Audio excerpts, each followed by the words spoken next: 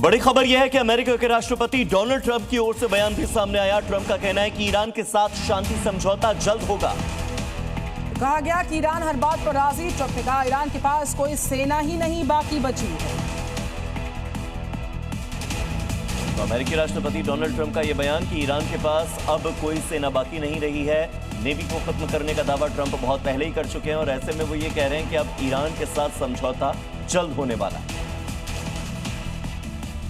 Trump ने ये बयान एक अमेरिकी न्यूज चैनल को दिया, जिसमें उन्होंने कहा कि ईरान के साथ युद्ध जल्द खत्म होगा।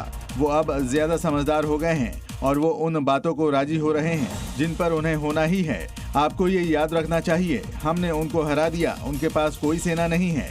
वहीं इजराइल और लेबनान पर बोलते हुए ट्रंप ने कहा कि आईडीएफ लेबनान में अपने ऑपरेशन कम कर रहा है। हालांकि ट्रंप ने अपने इस इंटरव्यू में इशारों में ये भी कह दिया कि अगर ईरान समझौता नहीं करता है तो उनको काफी तकलीफ होगी। लेबनान पर नेतन्याहू का बड़ा बयान, हिजबुल्लाह से कोई सीज फायर नहीं। तो एक तरफ ईरान और अमेरिका जहां समझौते की बात कर रहे हैं, तो वहीं लेबनान पर नेतन्याहू का साफ कहना है कि हिजबुल्लाह के खिलाफ कोई सीज फायर नहीं है। सीज फायर पर पिछले बयान से पलट गए। हिजबुल्लाह से हमारी जंग जारी है और जारी रहेगी। हिजबुल्लाह के सांसद अली फैयाद का कहना है कि गुट ने इजराइल के साथ सीधी बातचीत को अस्वीकार कर दिया है और लेबनानी सरकार को कोई भी अगला कदम उठाने से पहले एक शर्त के तौर पर युद्ध विराम की मांग करनी चाहिए। लेकिन हिजबुल्लाह के इस बयान के बाद इजरायली पीएम नेतन्याहू भी पलट गए और हमलों को लेकर अपनी मंशा जाहिर कर दी। नेतन्याहू के इस बयान से साफ हो गया है कि फिलहाल शांति की राह आसान नहीं है। इजराइल और हिजबुल्लाह के बीच जो युद्ध चल रहा है, उसमें सबसे बड़ी अपडेट यह है कि इजरायली हमले में अब तक 303 लोगों की मौत हो चुकी है।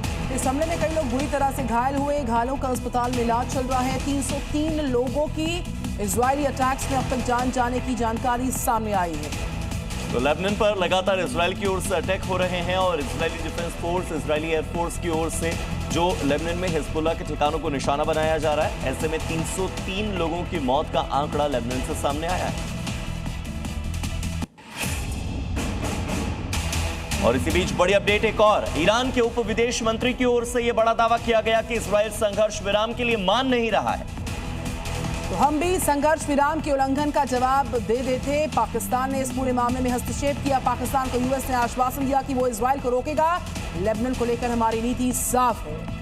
सीज फायर में लेबनान शामिल हो, ये बात अमेरिका की ओर से कही जा रही है। तो मिडिल ईस्ट के युद्ध में सिर्फ बारूद ही नहीं, प्रोपेगेंडा वीडियो से भी अपनी ताकत को जताया जा रहा। अब ऐसा एक वीडियो अमेरिकी सेंटकॉम ने जारी किया जिसमें कि ईरान की जो स्ट्राइक है उसको दर्शाया गया। देखिए आप।